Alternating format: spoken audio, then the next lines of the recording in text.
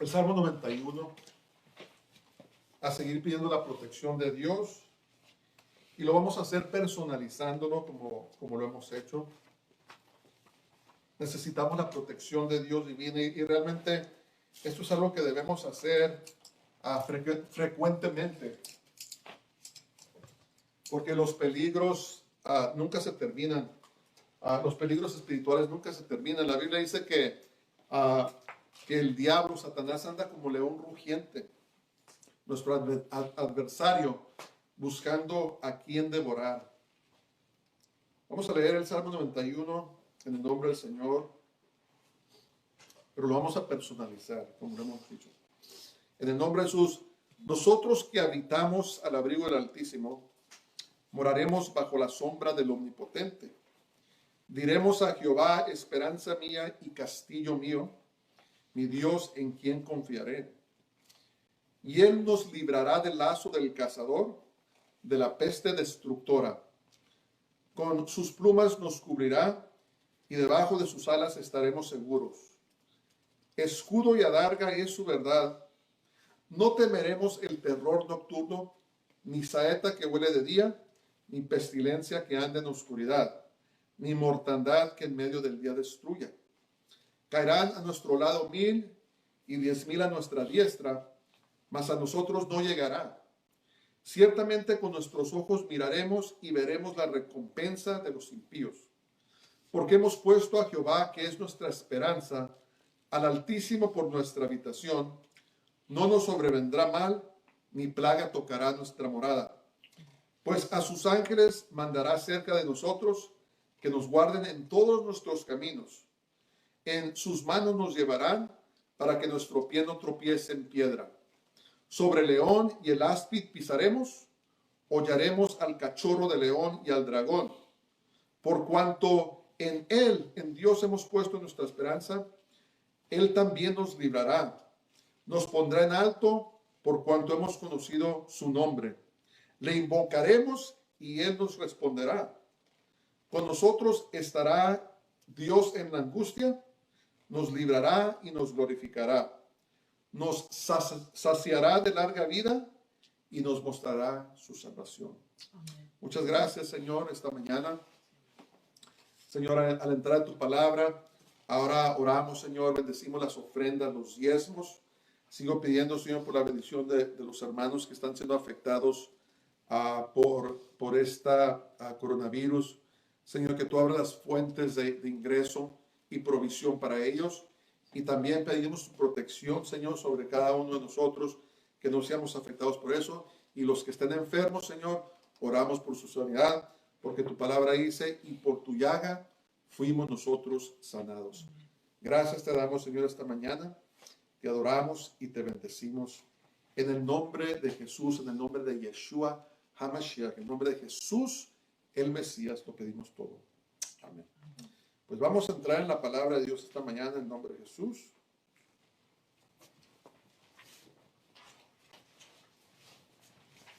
Aquí está.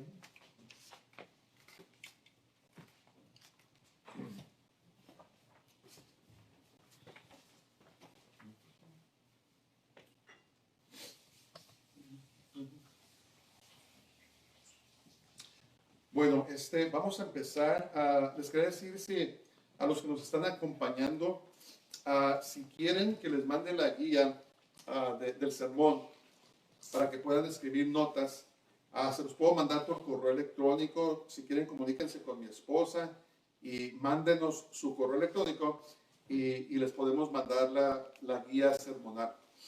Bueno, vamos a empezar en el nombre del Señor. La semana pasada vimos, estudiamos la muerte del Señor Jesús, ¿verdad? Vimos, examinamos un poco la crueldad de la muerte que tuvo él y fue sepultado.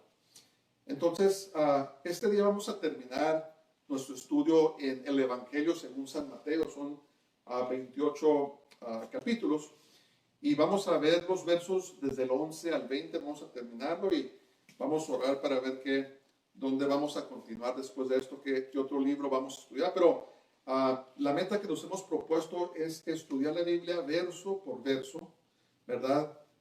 Sacando la didáctica o sacando la enseñanza que tiene la palabra de Dios para nosotros, porque los principios espirituales bíblicos son eternos. Eran aplicables en el tiempo que se escribieron y son aplicables ahora. Entonces, por eso es tan importante que estudiemos todo el consejo de la palabra de Dios. Si nos ponemos a enfocarnos solamente en ciertas porciones que nos gustan, entonces no vamos a estarnos alimentando como debemos alimentarnos. Es como si comiéramos postre todos los días, en la mañana, en la tarde y al cenar. Nomás estamos comiendo postre, pues está rico, sabe delicioso, ¿verdad? Pero si seguimos haciendo eso, nos vamos a morir porque necesitamos otro tipo de nutrición. Y así cuando nomás estudiamos ciertas porciones de la Biblia, ignoramos otras, nos morimos espiritualmente porque no estamos comiendo todo el consejo de la palabra de Dios. Y es por eso que nos hemos propuesto en el nombre del Señor a estudiar los libros de la Biblia. Nos vamos verso por verso para que sea nuestro corazón alimentado. Y no nomás veamos las cosas que necesariamente nos gusten, sino también ver las cosas que nos retan, ¿verdad? Hay cosas en la palabra de Dios que llegamos y nos empieza a golpear porque son cosas en nuestra vida que necesitamos cambiar, ¿verdad? Tenemos que conformar nuestras vidas a la palabra de Dios y no conformar la palabra de Dios a nuestras vidas, que muchas personas quieren hacer. Ok, vamos a empezar. En el nombre del Señor he intitulado el mensaje de hoy, Comisionados para hacer discípulos. Comisionados para hacer discípulos, y vamos a ver el capítulo 28 de San Mateo. Vamos a ver los últimos versículos que son del 11 al 20. En el nombre del Señor. Entonces ya habían crucificado a Jesús, lo habían puesto en el sepulcro y vamos a empezar. Dice, había resucitado, ¿verdad? Vimos la resurrección y ahora vamos a ver lo que pasó después de la resurrección. Entonces, el verso 11 dice, mientras ellas iban, hablando de las Marías, ¿se acuerdan? Y el nombre es realmente Miriam en hebreo. He aquí, unos de la guardia fueron a la ciudad y dieron aviso a los principales sacerdotes de todas las cosas que habían acontecido. ¿Se acuerdan que se apareció un ángel como un relámpago? ¡Pum! Cayeron como muertos. La piedra fue quitada y resucitó nuestro Señor Jesús. Y después de que los pobres guardias se levantaron de su aturdimiento, entonces se dieron cuenta de lo que sucedió y se fueron corriendo. Escriben en sus papeles lo que dice, los guardias avisaron primeramente a las autoridades religiosas sobre la resurrección de Jesús. Los guardias avisaron primeramente a las autoridades religiosas sobre la resurrección de Jesús. Ok, ¿por qué hicieron esto? Y la razón que hicieron esto es que el castigo de fallar en su encargo como guardias era la pena de muerte, ¿verdad? Ellos no se levantaron y se fueron corriendo hacia el gobernador, hacia Poncio Pilato y las legiones romanas, porque tal vez lo que hubiera pasado es que los hubieran prendido y los hubieran matado. Entonces lo que ellos hicieron es se levantaron y fueron corriendo a los principales sacerdotes para decirle lo que había sucedido, este acontecimiento sobrenatural, los había sacudido, se levantaron. Para su terror, el cuerpo ya no estaba en la tumba y había sido encargado, y por eso es que fueron corriendo primero con las autoridades religiosas judías. Ok, vamos a seguir leyendo. Y dice, y reunidos con los ancianos y habido consejo, dieron mucho dinero a los soldados, diciendo, decid vosotros, sus discípulos vinieron de noche y lo hurtaron, o se llevaron el cuerpo, estando nosotros dormidos. Entonces, escriban sus papeles. Las acciones de los principales sacerdotes denotan una falta deliberada. Si quieren, también sugieren esa palabra, deliberada, de reconocer que Jesús resucitó de los muertos.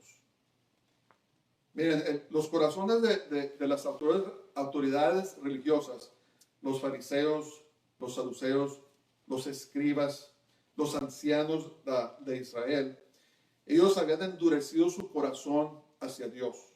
¿Cómo sabemos eso? Porque ellos presenciaron milagros. Ellos fueron testigos de milagros. Escucharon los milagros que había hecho Jesús. Se asombraban con sus enseñanzas. No podían contra él. Entonces, cuando los soldados vinieron y le dijeron, hey, esto sucedió. Se apareció un ser que era como relámpago. Hubo un grande terremoto, se sacudió, la piedra se quitó y nosotros quedamos como muertos. Eso era un suceso sobrenatural. Y las autoridades religiosas, ellos ya habían oído muchas historias de los actos sobrenaturales de Jesús. Pero ¿qué sucedió? Escogieron endurecer su corazón. Escogieron endurecer sus vidas en contra de Dios. ¿Cuál es el peligro aquí? El peligro de un corazón religioso, cuando una persona se decide seguir una denominación o una religión y se enfoca en eso, entonces ya no quiere oír nada más. Dice, no, así deben ser las cosas. Y a veces obtienen posiciones en ciertos lugares y no quieren soltar esa posición. Y no importa qué suceda, no importa qué palabra les mande Dios o lo que sea, no quieren soltar eso porque a la gente les gusta el poder, ¿verdad? La autoridad. Entonces, las autoridades religiosas no querían perder su posición, no querían perder su influencia sobre la gente, porque ¿se acuerdan ustedes que ellos le robaban a la gente?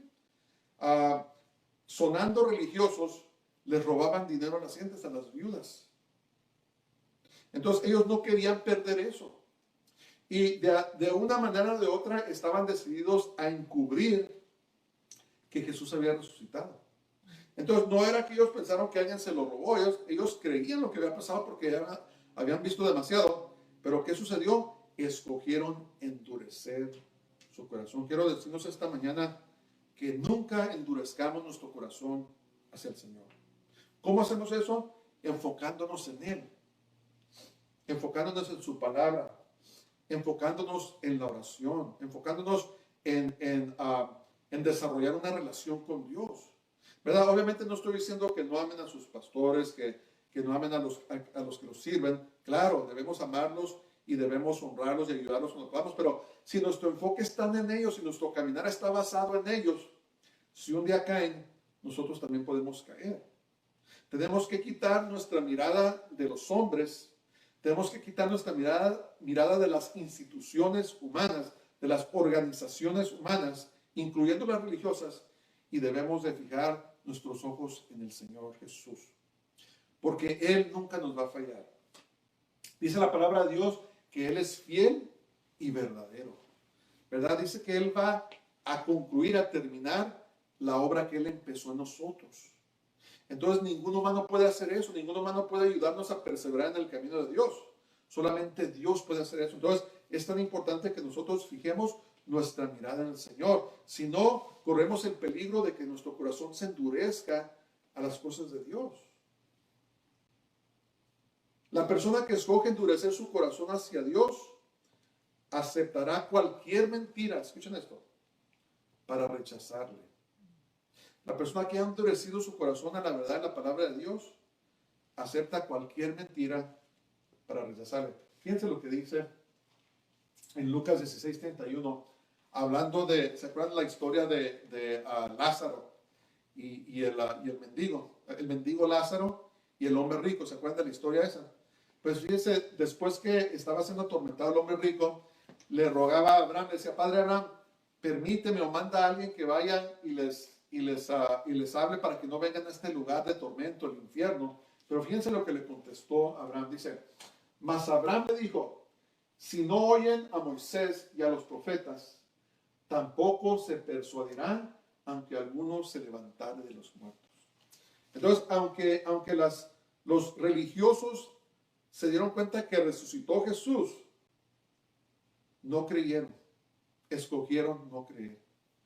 Entonces, si no creen a la palabra de Dios que ya se nos fue dada, ¿verdad? A Abraham, los profetas, entonces no van a creer, van a escoger endurecer su corazón. Y eso fue la triste realidad de lo que sucedió con los sacerdotes principales.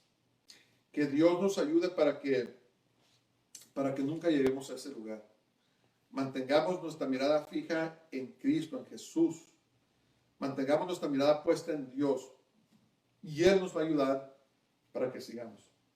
Entonces, ¿qué sucedió? Conspiraron. Vamos a Lucas. Perdón. No, go back. Entonces, ¿qué pasó aquí? Conspiraron para cubrir el hecho con una historia ridícula. Pónganse a pensar en lo que les pagaron a los guardias para que dijeran. Les dijeron, ¿sabes qué? Diles, si alguien te pregunta, que nos dormimos, y llegaron y se lo robaron. Ok, ¿por qué es ridículo esto? Número 1, la pena de dormir mientras se servía de guardia era la muerte. Si ellos llegaban y les decían a sus superiores, hey, ¿sabes qué? Nos dormimos. Hasta ahí llegaron, ¿verdad? Número 2, ¿cómo sabían lo que pasó si estaban dormidos? ¿Cómo sabían lo que sucedió si estaban dormidos? Es una historia que se propagó. Es más, aún en estos días hay gente que dice que sucedió eso. O sea, es una mentira que se ha propagado a través de toda la edad. Pero era una historia ridícula, y cualquier persona con medio cerebro hubiera dicho, estás loco, eso son mentiras, eso no sucedió. Pero las personas que no quieren recibir a Dios, lo reciben, oh sí, sí es cierto, eso pasó. Es como la evolución. Cuando miran la teoría de la evolución, de que todo nació por casualidad, que somos un accidente, ¿verdad? Que todo sucedió naturalmente. Las personas cuerdas que nos ponemos a observar las cosas y digamos, ay, espérate, pero ¿cómo el ojo? El ojo es un órgano increíblemente sofisticado. Las funciones del cuerpo, los animales, las montañas, las estrellas, el orden del universo. ¿Cómo todo eso tiene un diseño? O sea, hay un diseñador, ¿verdad? Una persona que es sincera va a decir, ¿sabes qué? Estás loco. Estás bien engañado. Todo lo que vemos no pudo haber sucedido por chance. Pero la persona que no quiere recibir a Dios, la persona que escoge rechazar a Dios, dice, oh, sí, ¿sabes qué? Todo sucedió por chance, ¿verdad? Mis antepasados eran changos. Mi tatarabuelo era un chango, ¿verdad? ¿Por qué? No es tanto que crean a esas mentiras, esa teoría, sino que en su corazón han escogido rechazar a Dios. Yo les digo, nunca endurezcamos nuestro corazón a Dios, porque si lo endurecemos, vamos a aceptar cualquier mentira para rechazar a Dios. La palabra de Dios dice, y en Romanos dice, y profesándose ser sabios, dice, se hicieron necios. ¿Verdad? ¿Por qué? Porque creyeron a la mentira. Y eso fue lo que sucedió con los sacerdotes principales, y con todos los que han rechazado al Señor. Usan cualquier excusa para rechazarlo. No hagamos eso. No endurezcamos nuestro corazón contra Dios. La evidencia de que Jesús resucitó es abrumadora, ¿verdad? 500 testigos que hubieron. Los apóstoles, todos, con excepción de uno, murieron, ¿verdad? Fueron torturados, algunos horriblemente, y murieron. Entonces la pregunta es, ¿quién va a estar dispuesto a morir por una mentira? ¿Morirías tú por una mentira? Yo no, ¿verdad? Entonces, ¿qué pasó? Ellos fueron testigos y fueron dispuestos a entregar sus vidas por el Evangelio. Jesús resucitó, ese es un hecho irrefutable. Pero las personas que escogen endurecer su corazón con Dios, reciben las mentiras para rechazarlo. Que Dios tenga misericordia de nosotros. Ok, vamos a seguir. Entonces vamos a ver los versículos 14 y 15, dicen, y si esto lo oyere el gobernador, nosotros le persuadiremos y os pondremos a salvo. Fíjense cómo eran. Por algo el Señor los llamó generación de víboras. No crean que les dijo palabras tan fuertes nomás porque sí. Les digo, ustedes son una generación de víboras. Dice, y ellos tomando el dinero, los guardias, hicieron como se les había instruido. Este dicho se ha divulgado entre los judíos hasta el día de hoy. Entonces, escriban sus papeles. Los guardias recibieron una gran cantidad de dinero para propagar la mentira. Los guardias recibieron una gran cantidad de dinero para propagar la mentira. ¿Y qué más hicieron? Les dijeron, ¿saben qué? No se preocupen por el gobernador, nosotros nos vamos a encargar de él. Porque si se hubiera dado cuenta el gobernador que estaban diciendo que se habían dormido, créanme que hubieran pagado con su vida, ¿verdad?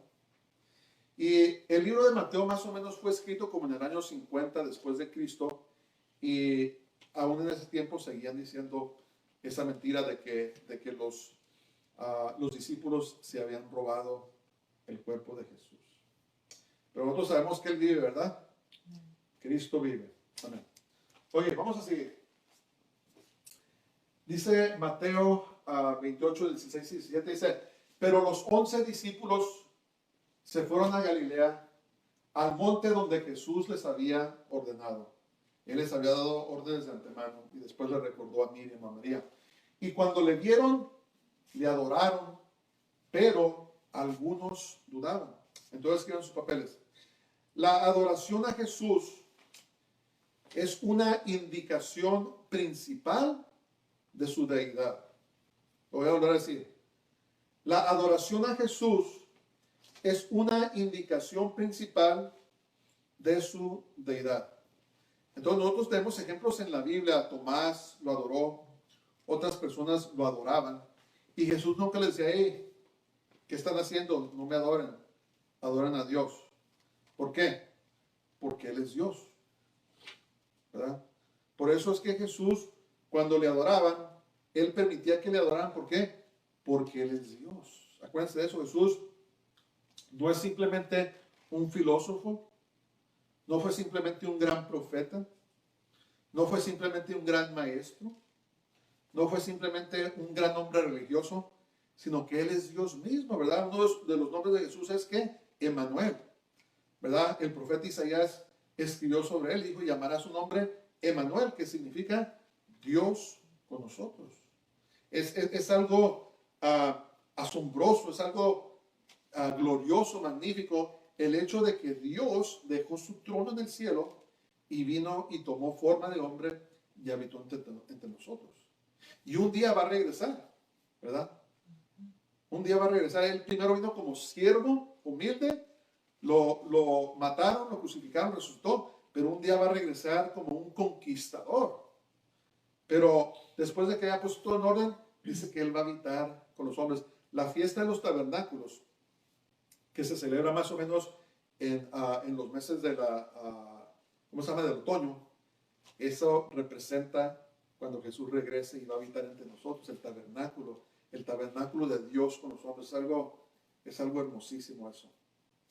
Ok, entonces, los ángeles, a diferencia de eso, ellos detenían a la gente para que no los adoraran, ¿verdad?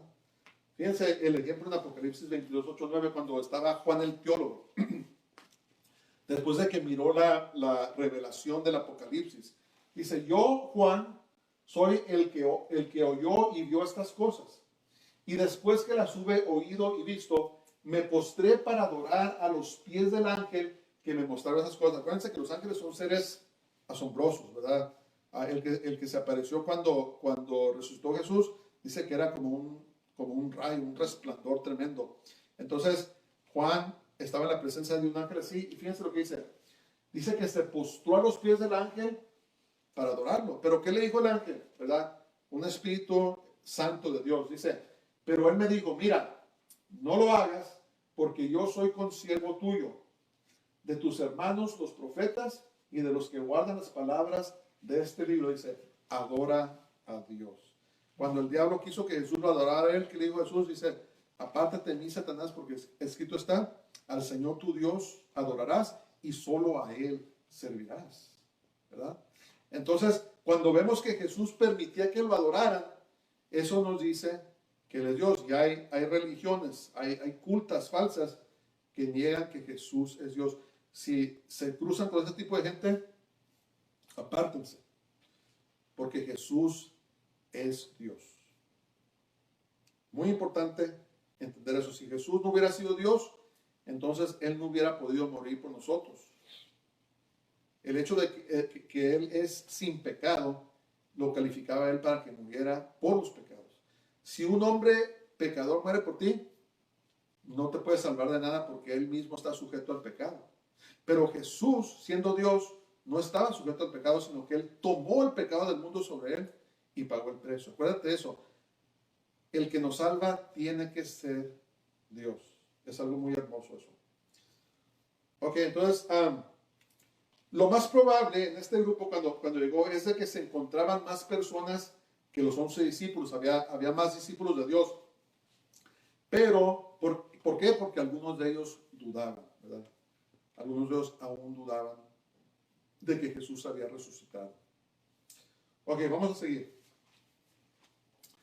Entonces dice, y Jesús se acercó y les habló diciendo, toda potestad me es dada en el cielo y en la tierra. Esto es de suma importancia. Esto es muy importante que nosotros entendamos eso. Escriban sus papeles. La resurrección de Jesús obtuvo la victoria absoluta. Si quieren también delineen esa, pongan una línea ahí, absoluta sobre el pecado y la muerte. La resurrección de Jesús obtuvo la victoria absoluta sobre el pecado y la muerte. Eso es tan importante que comprendamos eso. Entonces, la autoridad que Satanás ganó al engañar a Adán y Eva le había sido quitada. Porque miren, cuando Dios creó a Adán y Eva, les dio dominio sobre toda la tierra, los animales del aire, de la tierra, los peces del mar, les dio total, absoluto dominio. Cuando Satanás causó que pecaran a Adán y Eva, entonces, y ellos cayeron, Satanás recuperó la autoridad sobre la tierra, ¿verdad? El dominio. Pero cuando Jesús vino, fue crucificado, fue muerto y resucitó al tercer día, le quitó esa autoridad y la restauró, o le quitó la autoridad y ahora se la da a los creyentes en Jesús. Es la autoridad espiritual sobre el pecado y sobre la muerte.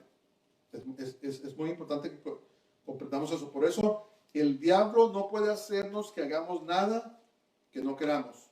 Lo que él hace es que insinúa, nos tienta y usa muchas artimañas, pero tenemos absoluta autoridad sobre él. Fíjense lo que dice aquí en Colosenses 2, 13 al 15 dice, y a vosotros, estando muertos en pecados y en la incircuncisión de vuestra carne, os dio vida juntamente con él, juntamente con Jesús, perdonándoos todos los pecados.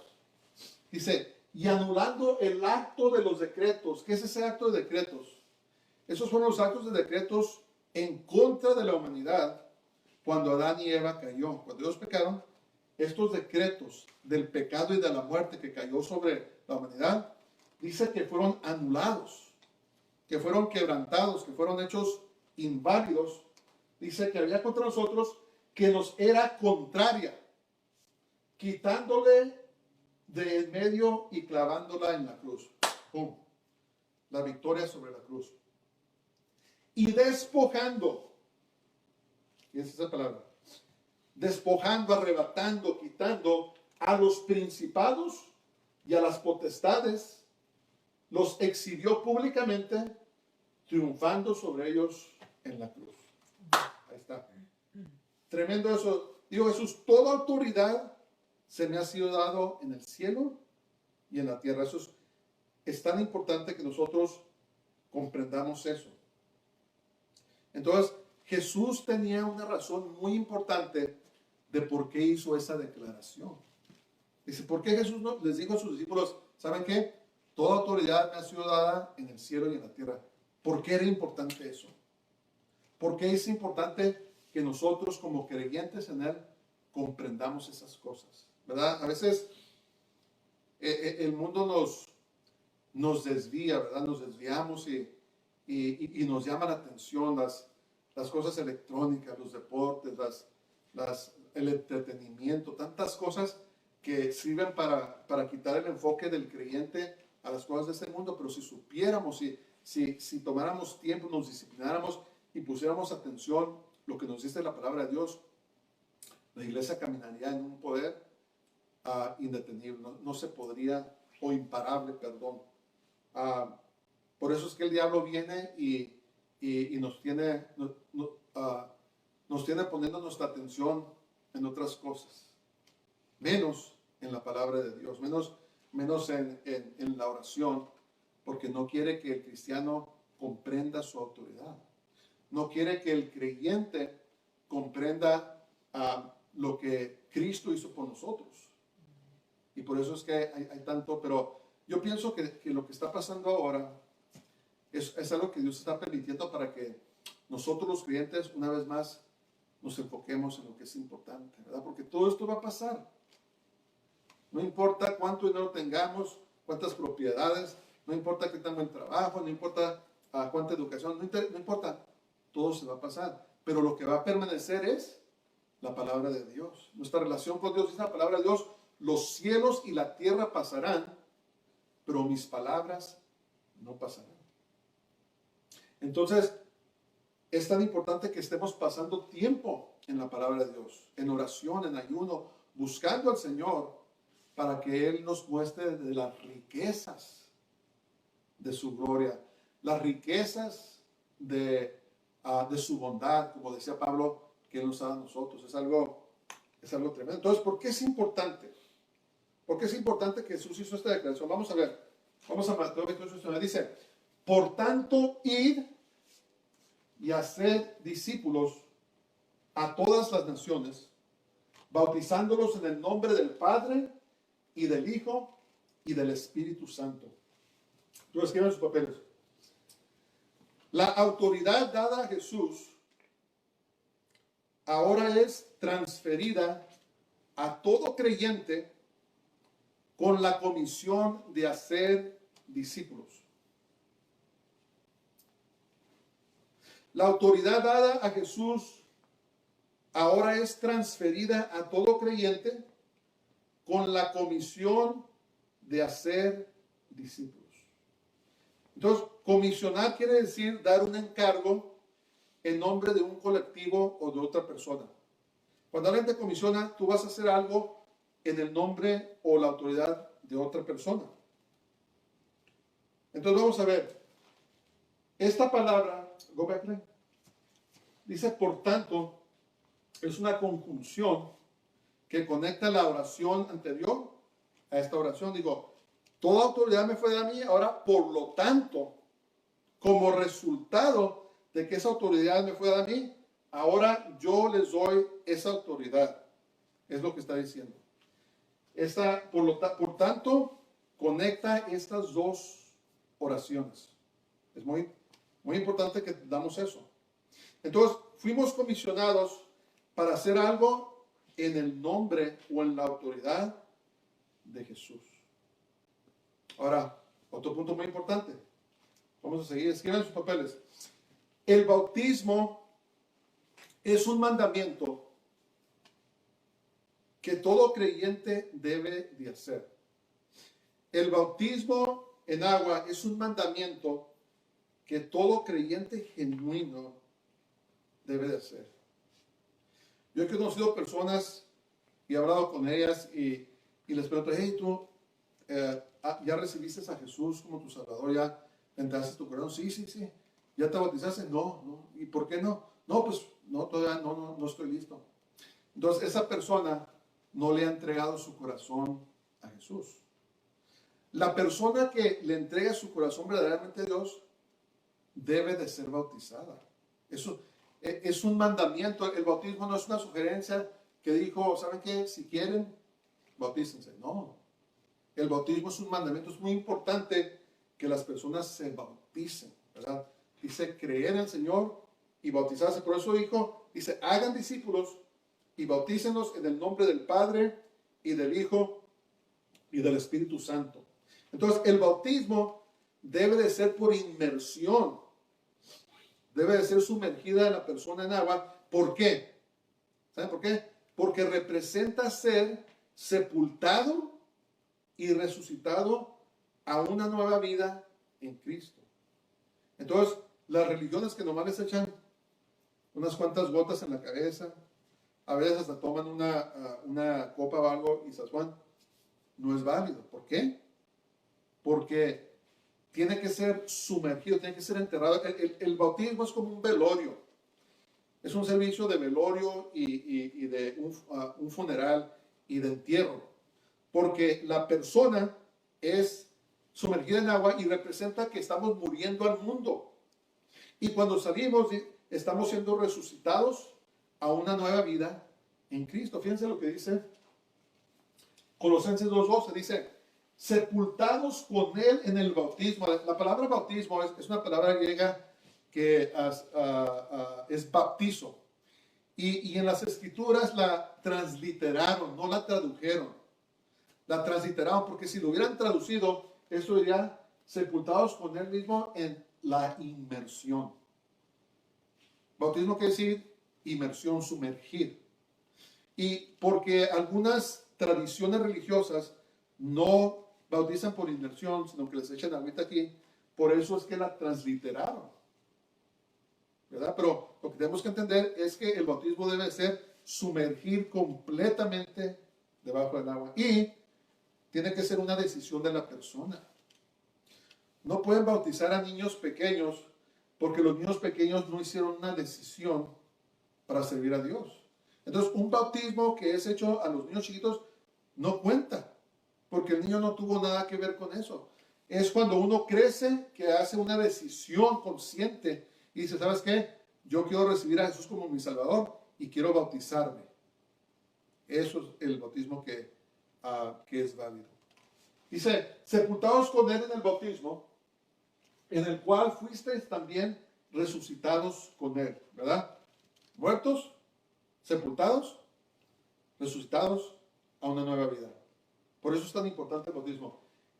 Mediante la fe en el poder de Dios que le levantó a los muertos, tenemos una esperanza, ¿verdad?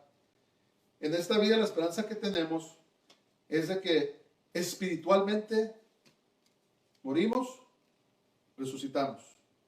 Pero un día, si Dios se tarda y morimos, somos enterrados o lo que sea, un día literalmente nuestros cuerpos van a ser resucitados. Por eso dice, mediante la fe en el poder de Dios que le levantó a los muertos. Así como Jesús resucitó a los muertos, un día sus seguidores vamos a resucitar. Cuando dice la palabra de Dios que al sonar la trompeta, los muertos en Cristo resucitarán primero.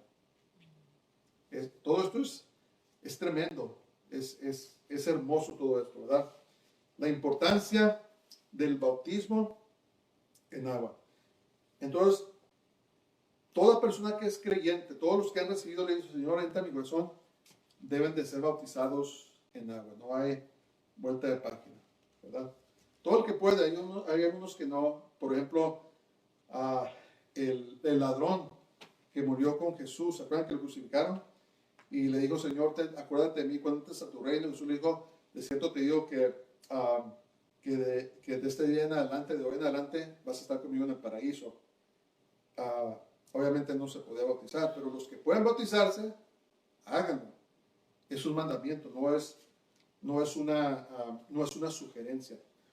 Ok, vamos a ver lo que dice Marcos 16:16. Dice, el que creyere y fuere bautizado será salvo, mas el que no creyere será condenado. Entonces, la persona que de veras cree tiene que bautizarse. Si una persona dice, no, pues yo creo en Jesús, Él es mi Salvador, pero no se ha bautizado y no se quiere bautizar, no le ha dado su vida a Cristo. Por eso dice que el que no creyere será condenado. ¿Qué más claro puede quedar eso? Por eso les dijo Jesús, miren, toda autoridad me fue dada a mí en el cielo y en la tierra, y ahora yo les confiero esa autoridad. ¿Y para qué se les estoy dando? Para que vayan todo el mundo, hagan discípulos, bautizándolos en el nombre del Padre y del Hijo y del Espíritu Santo. Ok, entonces, la expresión en el nombre, cuando dice en el nombre del Padre, del Hijo y del Espíritu Santo, representa un acto hecho por la autoridad de otra persona o ley, ¿verdad? Por ejemplo, una policía, cuando va y da una infracción, lo está haciendo porque se le ocurrió. Se levantó esa mañana y dijo, ay, ¿sabes qué? Le voy a dar infracciones ahora a la gente. Pero yo lo voy a hacer porque yo quiero. Cuando un policía da una infracción, ¿bajo qué autoridad lo está haciendo? Bajo las autoridades civiles de esa ciudad, ¿verdad? Entonces, cuando le da un ticket, podría decir, mira, en el nombre del municipio o en el nombre de la ciudad, por la autoridad que me dieron, te doy esta infracción.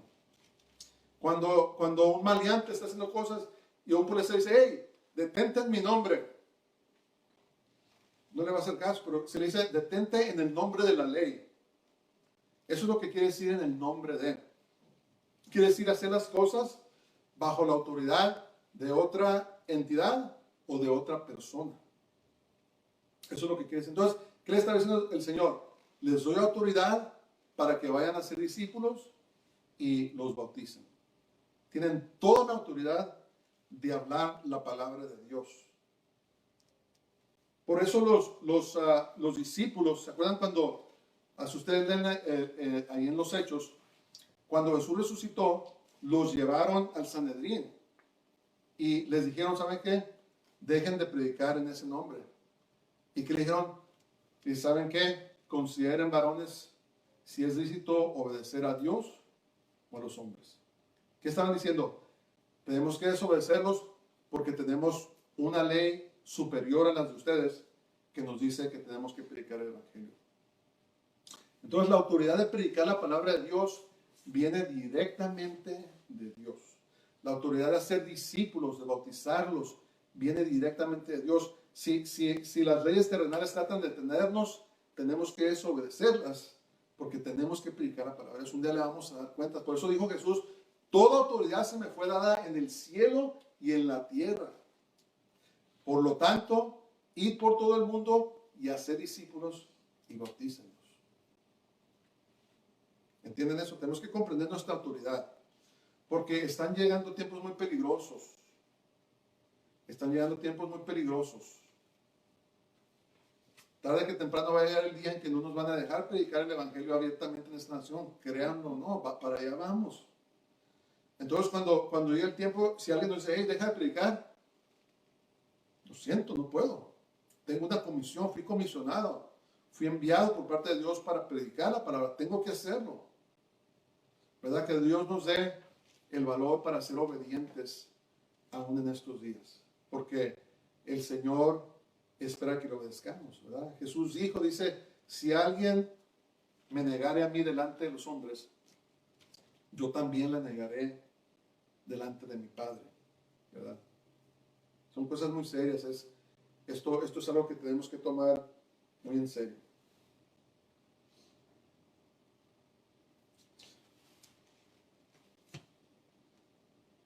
Entonces el acto de predicar el Evangelio y bautizar a las personas viene con toda la autoridad y poder de Dios. Viene con su autoridad y viene con el poder de Dios. El poder de transformar, el bautizar en el Espíritu Santo. ¿Y la gloria de eso? Fíjense lo que dice 2 Corintios 13, 14. Dice, cuando les dijo que prediquen el nombre del Padre, del Hijo y del Espíritu Santo, está hablando de la autoridad absoluta de Dios. Tienes el respaldo del Padre, tienes el respaldo del Hijo, tienes el respaldo del Espíritu Santo. Fíjense lo que dice aquí en 2 Corintios 13:14. Dice, la gracia del Señor Jesucristo, gracia, el amor de Dios y la comunión del Espíritu Santo sea con todos nosotros. Amén. Esto es una porción de la Biblia que se llama doxología. Doxología quiere decir adoración absoluta. ¿Verdad? Cuando Pablo se despidió, escribió esta doxología y quiere decir adoración absoluta.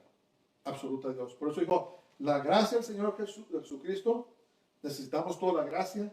El amor de Dios, necesitamos el amor de Dios. Y la comunión del Espíritu Santo sean con todos nosotros.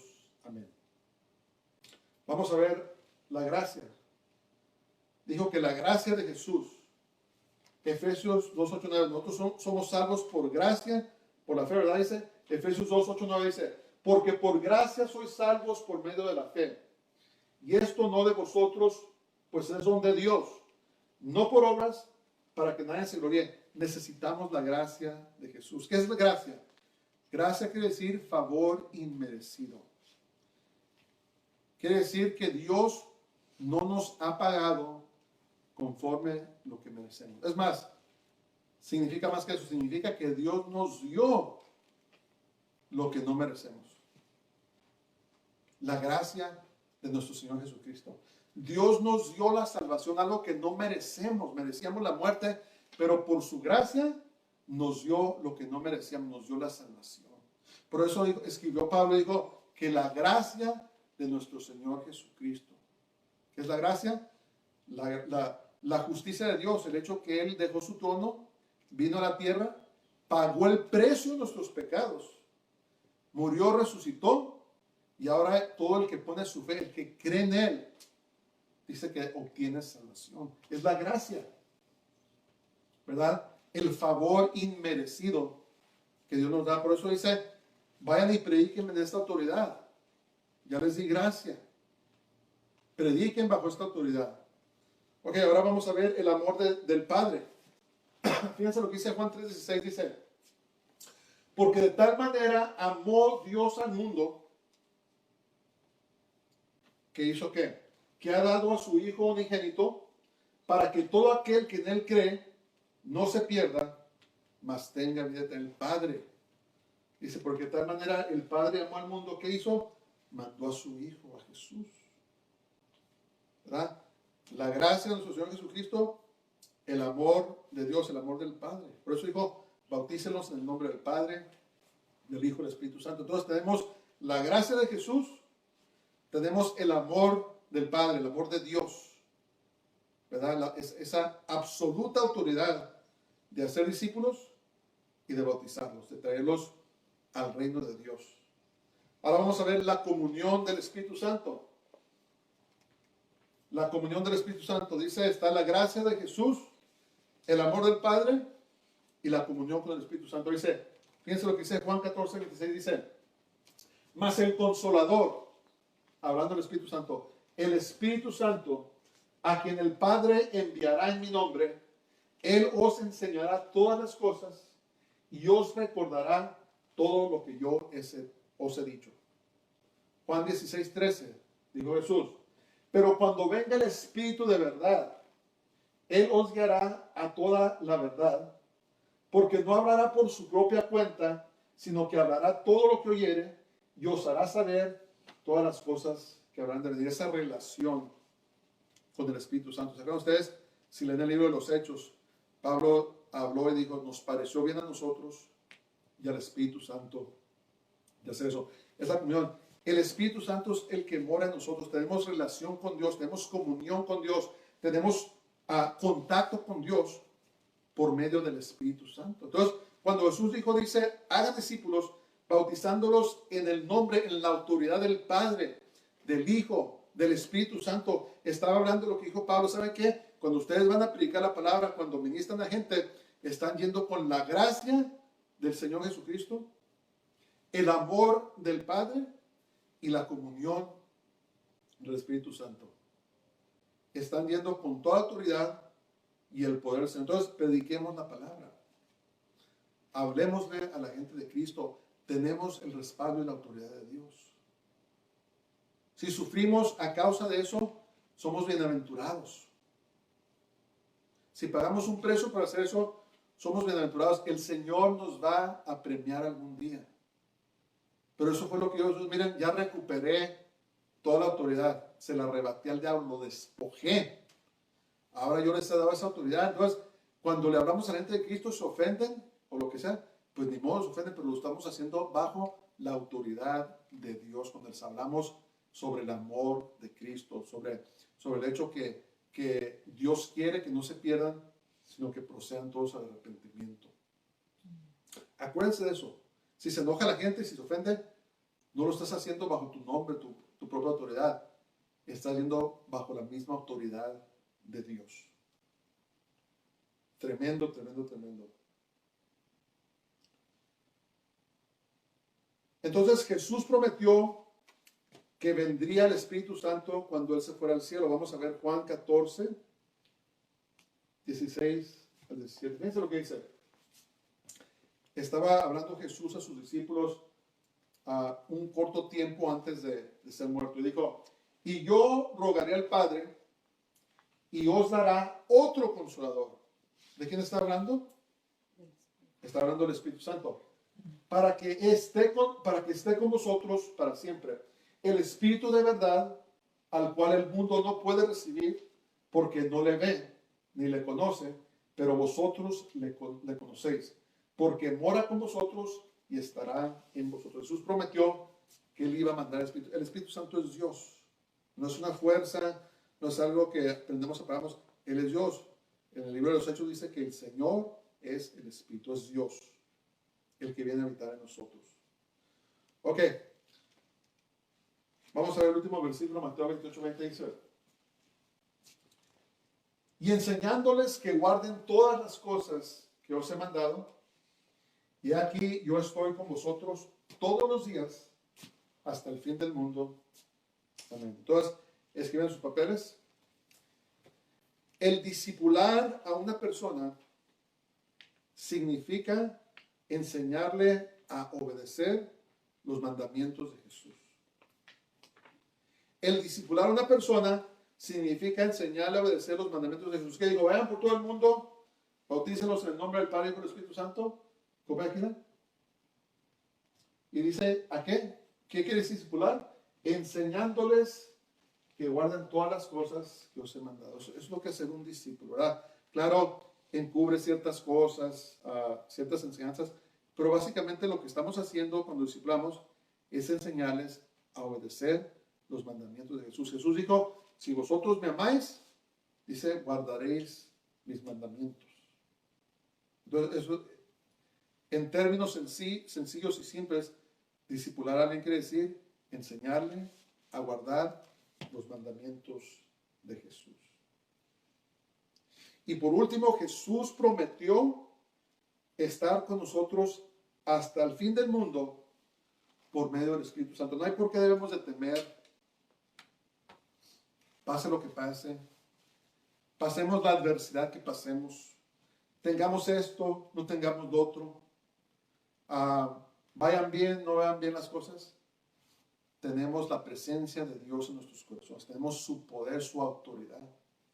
Entonces hablemos de la gente de Jesús, hablemosles de Cristo, digamos de que Él los ama.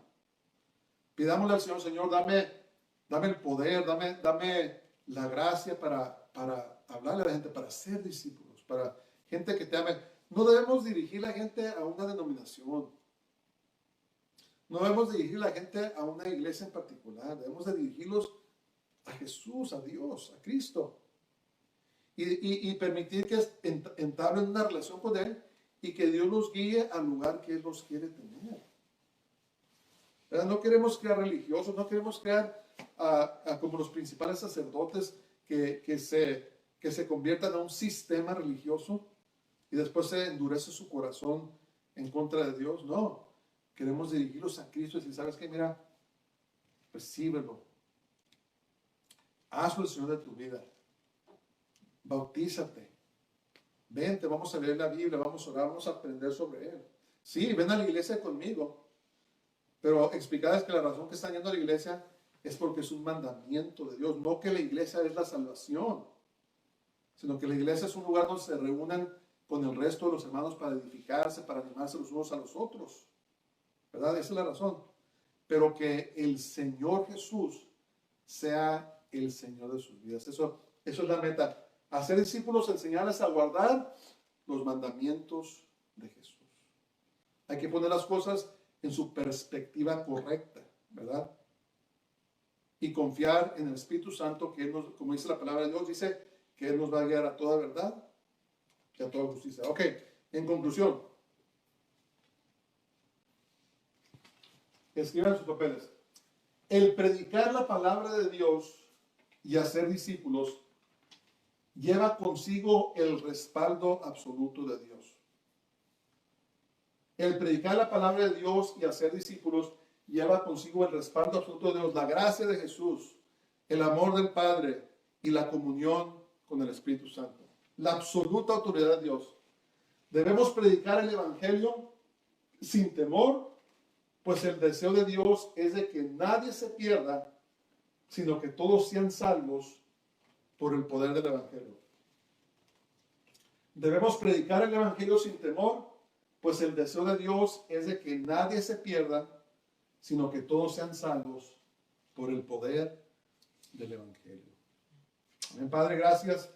Te damos este día, gracias por tu palabra. Gracias porque tú nunca nos dejarás ni nos abandonarás, sino que tu presencia siempre estará, Señor, con nosotros. Te alabamos y te glorificamos este día, Señor. Pido la bendición, Señor, sobre todo tu pueblo, todos los que nos están oyendo, gente que te conoce o no te conoce. Yo pido que tú te reveles a ellos, Señor, y que ellos vengan a tus pies. Si hay alguien que está sufriendo, Señor, están pasando por dificultades, pedimos, Señor, que tú obres en sus vidas, Padre, y que les traiga la respuesta que ellos necesitan. Si hay algún enfermo, Señor, en nombre de Jesús, oramos por sanidad. Tu palabra dice, y por su llaga, la llaga de Jesús, nosotros fuimos sanados. Padre, hablamos sanidad, hablamos tu paz, hablamos tu amor, Señor, tu autoridad sobre la gente, sobre el pueblo. Y si hay alguien desanimado, Señor, alguien deprimido, alguien que se quiere quitar la vida, Señor, reprendemos todos los espíritus de desesperanza, todos los espíritus de depresión, de opresión y tormento, Señor, y que el óleo de gozo, el óleo del Espíritu Santo, el aceite, caiga sobre ellos, Señor, en el nombre de Jesús. Oh, Padre, te damos gracias este día, te alabamos y te bendecimos, porque eres bueno y tu misericordia es para siempre. Gracias, Señor. Bueno, pues, pongámonos de pie y vamos a recibir la bendición este día. Nos escuchan decir una expresión, dice Shabbat Shalom, quiere decir sábado de paz o día de reposo de paz. A veces me van a decir en el nombre de Yeshua HaMashiach, eso simplemente quiere decir en hebreo, Jesús el Mesías. Ok, que el Señor, Baruch Haba Hashem Adonai, bendito el que viene en el nombre del Señor. Que el Señor te bendiga y te guarde, que el Señor haga resplandecer su rostro sobre ti y tenga de ti misericordia, que el Señor haga volver su rostro sobre ti y te llene de su paz, de su shalom. Que seas bendecido esta semana, que la protección de Dios esté sobre tu vida, que la bendición de Dios esté sobre ti, sobre tus hijos, sobre tus nietos, sobre tus pertenencias, sobre todas las bendiciones que Dios te ha dado, que su bendición sea sobre ti. En el nombre de Yeshua HaMashiach, en el nombre de Jesús, nuestro Mesías, lo pedimos, lo creemos todo. Amén. Dios te bendiga. Tengas una semana hermosa y gloriosa. Shabbat Shalom. Shabbat Shalom.